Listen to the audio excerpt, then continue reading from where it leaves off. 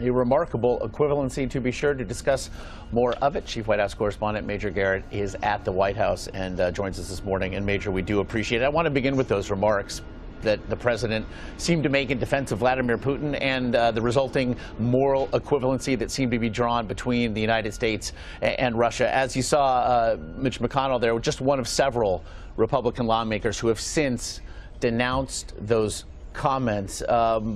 This seems to be another fight that the president is picking here. What's the political fallout, if nothing else, for a rift between him and GOP leadership?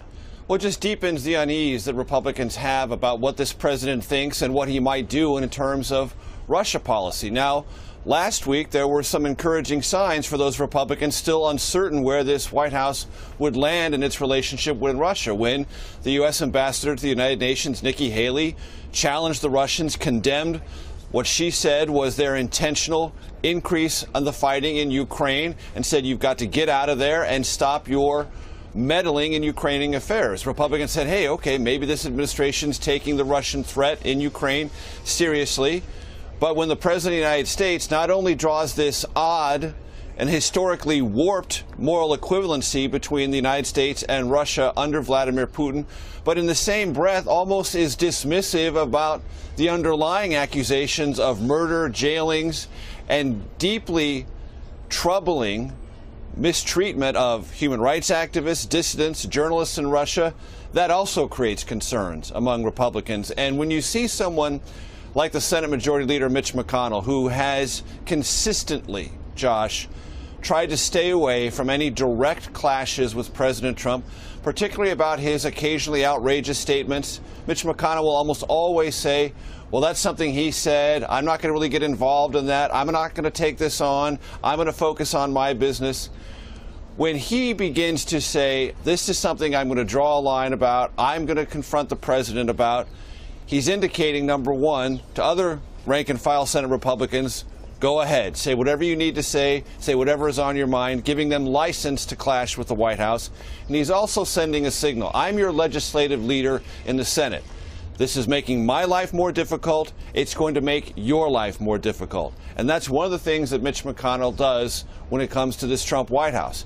He tried to stay away and was very successful at staying away from direct confrontations because he didn't think there was much percentage in it for him. But when he confronts the White House, what he's signaling is, you're making my life difficult. And when my life's difficult, your life is difficult. And we're seeing these rather reductive instances well, it seems agendas, if nothing else, running headlong into one another between not just the executive and legislative branches, but now the executive and judiciary branches, as the president did again refer to this federal judge as a so-called judge. Obviously, the chaos regarding the executive order and the resulting travel ban has continued here. We also are learning, Major, from the New York Times reporting today that the president will now be read in on executive orders earlier than before. What to make, of nothing else, of the change in protocol here?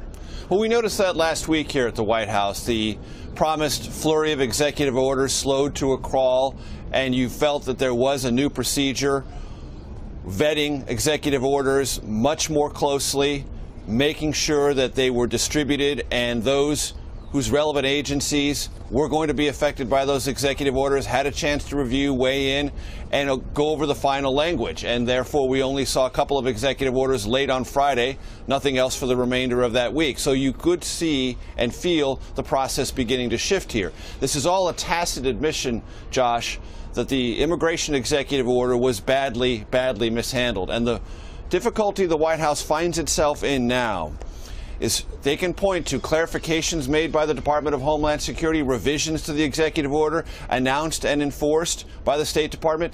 Legally speaking, that doesn't matter. The case before the courts is the executive order as drafted. And the way it was drafted, as Ricky Clayman indicated, creates some constitutional questions that many courts have said need to be resolved.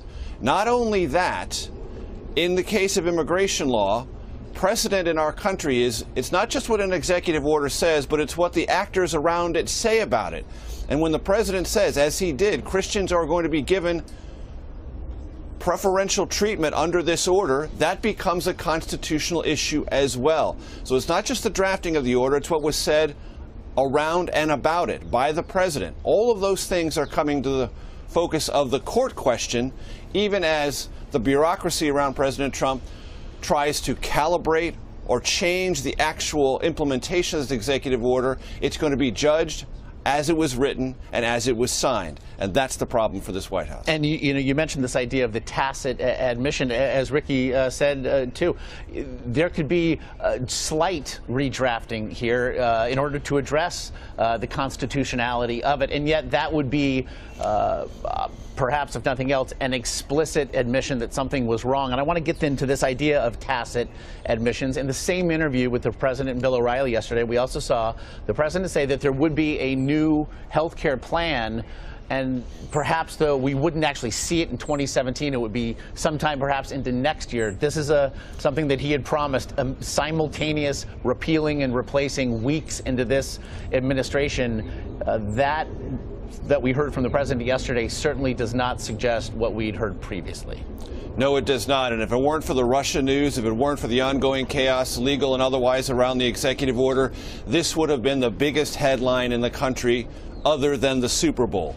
Because this is the President of the United States admitting a political reality that, in my conversations with activists on the Republican side and lawmakers in the last couple of weeks, was becoming clearer and clearer to them. The idea of repealing and replacing Obamacare immediately had first bogged down and then essentially disappeared because they don't have a plan. Republicans in this White House do not have a plan to replace the Affordable Care Act. And there are increasing anxieties among Republicans about repealing the Affordable Care Act without a suitable replacement because they don't want to leave people in the breach. They don't want to leave people in this enormous, yawning, and in some cases anxiety-filled gap of coverage between a repealed Affordable Care Act and whatever it is Republicans hope to pass in its wake. And so when the President said, I hope to have it by the end of this year, but it could be next year, he's already telling the country this process has bogged down. It wasn't so long ago, Josh, I would say within the last 3 weeks, where the President said very quickly, almost simultaneously, that rhetoric has disappeared entirely. Major Garrett, much I'm sure you'll be getting to on your podcast, The Takeout. I suppose you'll also be making at least passing reference to a contest of athletic achievement that we saw yesterday. Quite a game. One quick word about the Super Bowl. I'm a man without an NFL team. The Chargers have moved to Los Angeles. I don't recognize that team anymore. Nobody really cares about that but me. But as a longtime Charger fan, I am a fan of the American Football League. And the American Football League won the Super Bowl last night. So I'm all in favor of that. Keeping it old school.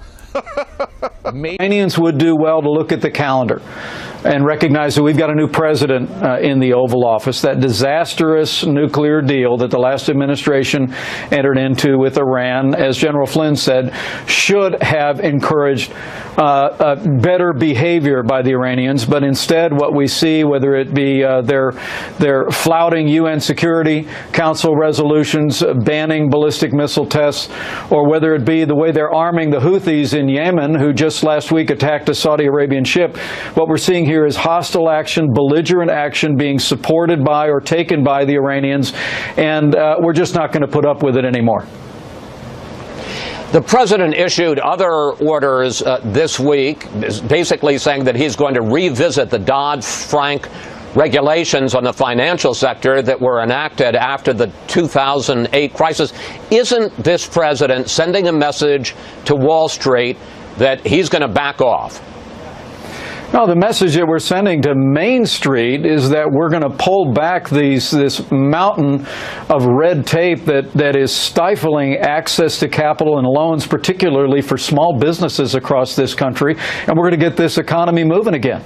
I got to tell you, both on the campaign trail with the president and since the outset of the administration, in meetings with business leaders and labor leaders, they tell us that in addition to cutting taxes, that rolling back the avalanche of red tape that's stifling this economy and, frankly, stifling the availability of loans and financial resources for companies is of paramount importance. And the action the President took this week, surrounded by leaders in the Congress who've been working to reform, if not repeal, Dodd-Frank, is just the beginning of that effort. And we're going to continue to work hard while we protect consumers along the way. We're going to continue to work hard to advance the kind of regulatory reform that'll make resources and loans available for a growing America.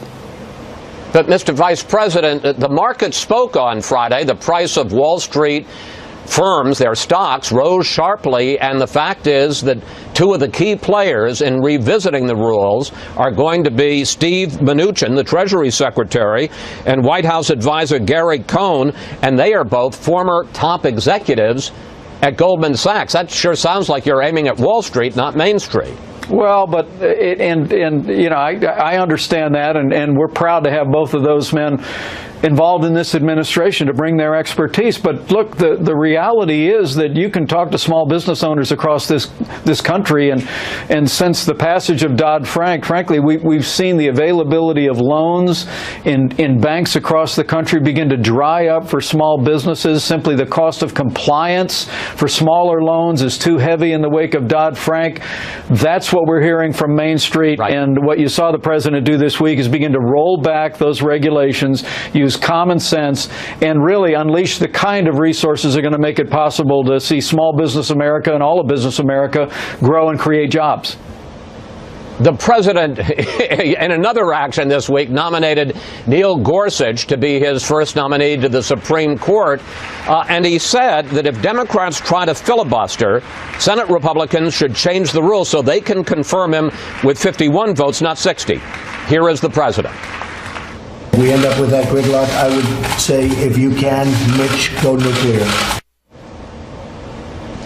And yesterday, Mr. Vice President, you said that Gorsuch is going to get an up or down vote, quote, one way or another, which raises the question, is it helpful for one branch of the government to be interfering or poaching somehow on another branch? I mean, is it helpful to set this up as some kind of standoff between the Trump White House and Senate Democrats? You know, over the course of the campaign, President Trump made it clear that he was going to appoint for the vacancy on the Supreme Court a jurist in the tradition of the late and great Justice Antonin Scalia. And in Judge Neil Gorsuch, he's done that. This is someone who is extraordinarily qualified. His academic background is remarkable, from Columbia to Harvard to Oxford. He literally was 10 years ago, Chris, confirmed unanimously by the United States Senate.